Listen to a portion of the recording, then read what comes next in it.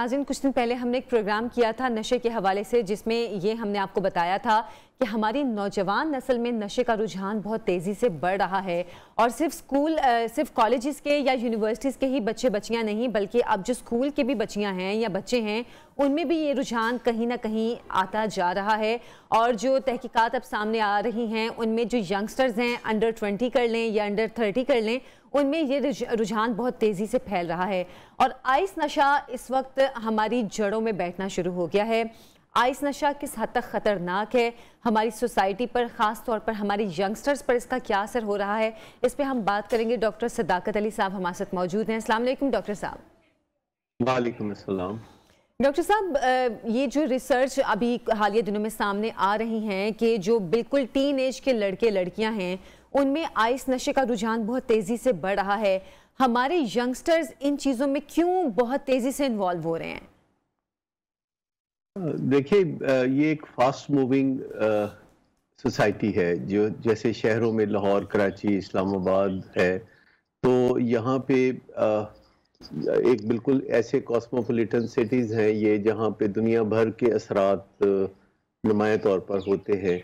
और ऐसे school colleges जो कि बहुत अच्छे समझे जाते हैं, जहाँ इंग्लिश मीडियम एजुकेशन दी जाती है, और ख़ास तौर पर ऐसे असातिज़ा होते हैं जो बाहर से पढ़ के आए होते हैं, तो ये असर जो है बुनियादी तौर पर उनसे ट्रिकल डाउन करता है। स्कूल के बच्चे हों या कॉलेज के या यूनिवर्सिटी के, वो अभी इनोसेंट होते हैं, उनको दुनियादारी का बहुत ज़्यादा पता नहीं होता। वो अपने आप को समझते हैं कि वो बहुत कुछ जानते हैं, लेकिन अभी उन्होंने ज़िंदगी की तल्ख़ हकीकतों को समझा नहीं होता। लिहाजा वो ऐसे चीज़ों को फैशन के तौर पर कबूल करने लगते हैं, क्योंकि वो सोशल मीडिया पे देखते हैं, इंटरनेट पे देखते हैं कि जो सेलिब्रिटीज़ हैं, सिंगर्स हैं या अदाकार हैं, वो इस किस्म के नशों में मुब्तला हैं। तो एक तरह से वो उनके फॉलोअर होने की वजह से इन चीज़ों की तरफ उनका रुझान होता है। दूसरी बात ये कि ये जी आप बात कंप्लीट करें, फिर मैं आपसे बात। दूसरी बात ये है कि ये अफ्लुएंट फैमिलीज से ज़्यादातर ताल्लुक़ रखते हैं, और इनके माँ बाप के लाइफस्टाइल भी ऐसे होते हैं जिनसे उनको अच्छी इंस्पिरेशन नहीं मिलती। तो लेकिन ज़्यादातर जो है यंगस्टर वो शुरू करते हैं सिगरेट से और चरस से, और आहिस्ता आहिस्ता फिर वो आइस की तरफ या इस किस्म के नशों की तरफ जाते हैं।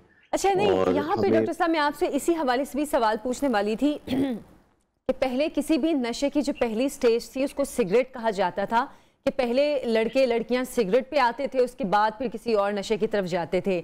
लेकिन अभी कुछ अरसे से हम देख रहे हैं कि डायरेक्ट आइस नशे की तरफ बहुत ज़्यादा रुझान आ गया है बच्चे बच्चियों का। वो जो यंगस्टर्स हम बात कर रहे हैं उनकी, तो आइस नशे पे डायरेक्ट रुझान का मतलब है कि हम लोग यहाँ तो बहुत कॉम्प्लेक्स्ड हैं, हम फैशनेबल होने के चक्कर में या खुद को मॉडर्न कहलवाने के चक्कर में इस तरह की सोसाइटी को अडॉप्ट करना शुरू हो गए हैं कि जो डायरेक्ट आपको किसी बड़े नशे की तरफ ले जाती है। बाय एंड लार्ज अभी भी बच्चे बच्चियां सिगरेट से आगाज करते हैं और फिर चरस और फिर आइस की तरफ जाते हैं। लेकिन जो कुछ लोग बराह रास्त आइस की तरफ जाते हैं, उसमें एक ये कबाहत इस वजह से भी पैदा होती है कि आइस का नशा जो है इंसान को उस तरह सुस्त नहीं करता या गुनूदगी पैदा नहीं करता कि लोगों को पता चल जाए, बल्कि वो बहुत ज़्यादा चाको चौबंद और चुस्त नज़र आता है, और उसका जहन भी बज़ाहिर बड़ी तेज़ी से काम कर रहा होता है। उसमें चतर चलाकियाँ बहुत ज़्यादा हो जाती हैं और वालिदैन को इसका पता नहीं चलता, और लोग समझते हैं कि जब चाहेंगे आइस करेंगे, जब चाहेंगे नहीं करेंगे। लेकिन ऐसी बात नहीं है। बहुत जल्द लोग इस पे हुकअप हो जाते हैं और लोग इसके एक जाल में जकड़े जाते हैं, और ये इस कदर तबाहकुन नशा है कि जितनी देर में ये अपनी तबाहकारियाँ लाता है, उतनी देर में इंसान को पहले पता ही नहीं चलता, और वो जब वो फंस चुका होता है तो फिर उसके हालात जो दिगरगू हालात होते हैं वो दूसरे लोगों के सामने आते हैं, और घर वाले फिर बहुत परेशान होते हैं। तो डॉक्टर साहब, इस नेग्लिजेंस की वजह हम तालीमी इदारों की इंतज़ामिया को भी कहें, क्योंकि अगर तालीमी इदारों में ये चीज़ शुरू हो रही है या फैल रही है, तो इंतज़ामिया की इस पे हम नाअहली कहें, नज़रअंदाज करना कहें इस तरह के वाक़यात को, कि वो किसी के मामलात में पढ़ना नहीं चाहते, कि हम क्यों किसी के मामलात में पढ़ें, इनके घर वाले ज़िम्मेदार हैं। इसलिए भी यूनिवर्सिटीज़, कॉलेजेस या तालीमी इदारों में हम देखते हैं कि बहुत तेज़ी से फैल रहा है। यहाँ कॉन्फ्लिक्ट ऑफ इंटरेस्ट की बात भी है कि अगर तालीमी अदारे और उनके सरबराह इस मामले में गहरी दिलचस्पी लें कि उनकी यूनिवर्सिटी में या कॉलेज में नशा नहीं होगा, तो फिर उनको बदनामी का एक सामना होता है, हम्म। बदनामी का डर होता है कि जब वो ये आवाज़ उठाएंगे तो ये हकीकत सामने आएगी कि उनके कॉलेज में लोग नशा करते हैं। सही। ज़्यादातर जो सरबराहान हैं यूनिवर्सिटीज़ के या तालीमी दरसगाहों के, वो खुद फरेबी में रहना चाहते हैं, डिनाइल में रहना चाहते हैं, और वो इसको खुलेआम तस्लीम नहीं करना चाहते कि उनकी यूनिवर्सिटी में नशा बहुत ज़्यादा हो रहा है। और अगर वो कोई रोकथाम करना चाहें तो उनको बहुत सारी रेजिस्टेंस का सामना होता है, हत्ता कि जो असातिज़ा हैं उनकी तरफ से भी रेजिस्टेंस का सामना होता है। अगर कोई ऐसी हम्म। कोशिश कोई यूनिवर्सिटी वाले करते भी हैं, तो उस कोशिश को असातिज़ा और बच्चों के वालिदैन मिलके नाकाम बना देते हैं। बच्चों के वालिदैन नहीं चाहते कि ये हकीकत दुनिया के सामने आए कि उनका बिल्कुल। कोई बच्चा नशा भी करता है। वो समझते हैं कि ये एक फ़ेज़ है जो कि 1-2 साल में गुज़र जाएगा और फिर बच्चे नशा छोड़ के अच्छी भली ज़िंदगी गुज़ारने लगेंगे। हम्म। इस खुशफ़हमी में बहुत सा नुकसान होता है। हम्म। अच्छा, तो फिर आपने वालिदैन की बात की कि वालिदैन समझते हैं कि अभी एक फेज़ है कि जब भी गुजर जाएगा तो उसके बाद वो नॉर्मल लाइफ की तरफ आ जाएंगे। लेकिन ये माँ बाप की फिर नेग्लिजेंस हम इसको कहें कि माँ बाप अपने बच्चों की एक्टिविटीज़ पे ध्यान नहीं देते, या इन ये जो आइस नशे की अगर हम बात कर रहे हैं, इसके कोई इस तरह की अलामात ज़ाहिर नहीं होती हैं ज़ाहरी तौर पर कि माँ बाप को भी पता नहीं चलता कि हमारा बच्चा किस एक्टिविटी में मुलव्विस है?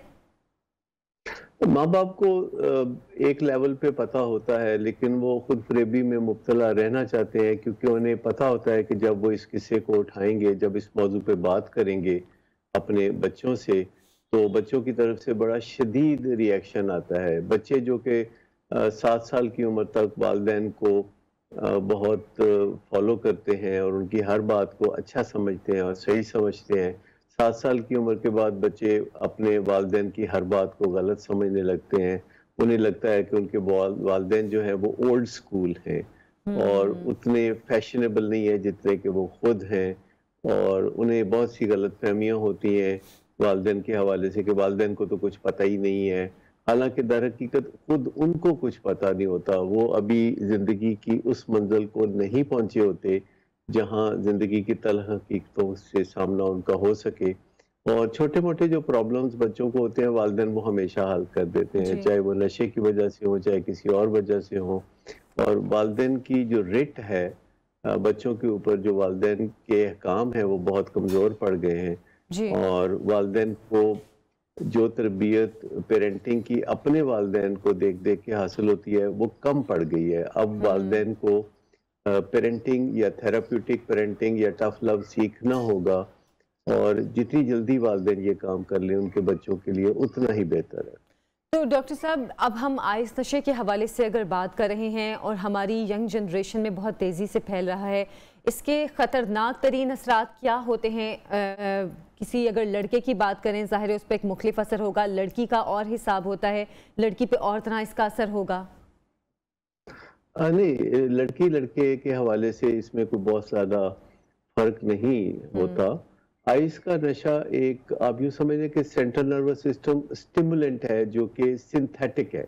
जी। कोकेन से आप वाकिफ़ हैं, वो कुदरती तौर पर एक नशा है जिसे हम हर्बल कह सकते हैं, और वो बहुत ही ज़ालिम और तबाहकुन नशा है, लेकिन वो महंगा बहुत है। तो हम्म। उसको सस्ता बनाने के लिए उससे मिलता-जुलता एक नशा आइस बनाया गया है, जिसमें आसानी से बाज़ार में जो दस्तयाब हैं मुख्तलिफ केमिकल्स जो अद्वियात में अच्छे मकासद के लिए भी इस्तेमाल होते हैं, तो उन केमिकल्स को मिला-जुला के घर-घर लेबॉरेटरीज़ बनी हुई हैं, ख़ास तौर पर पेशावर में। ख़ैर अब तो कराची, लाहौर और इस्लामाबाद और फैसलाबाद भी ये काला धंधा चल रहा है। तो हम्म। छोटी सी जगह पे इसकी फैक्ट्री बन जाती है, किसी जगह से इंपोर्ट करने की ज़रूरत नहीं, बाज़ार से केमिकल्स आसानी से दस्तयाब होते हैं, और कुछ तरद्दुद के बाद वो आसानी से आइस का नशा बना के तो बेचते हैं।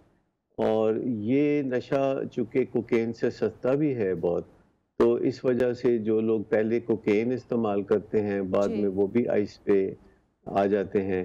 اور آئس کا نشہ کرنے میں ایک باخت سب سے بڑی یہ ہے کہ یہ دماغ کو اتنا سٹیمولیٹ کر دیتا ہے، اتنا ہائپر کر دیتا ہے کہ اس میں عقل و دانش مندی کم ہوتی چلی جاتی ہے، اور ایک ہائپر ایکٹیویٹی اور شکوک و شبہات کا معاملہ بہت زیادہ بڑھتا چلا جاتا ہے، اور بظاہر کوئی غنودگی بھی نہیں ہوتی کہ ارلی آن کسی فیملی ممبر کو شک پڑے، دیکھنے میں وہ بھلا چنگا نظر آتا ہے، تیز و ترار نظر آتا ہے۔ ظاہری طور پر ایسا کچھ نظر نہیں آتا کہ جس سے شک ہو کہ یہ کوئی نشہ کر رہا ہے؟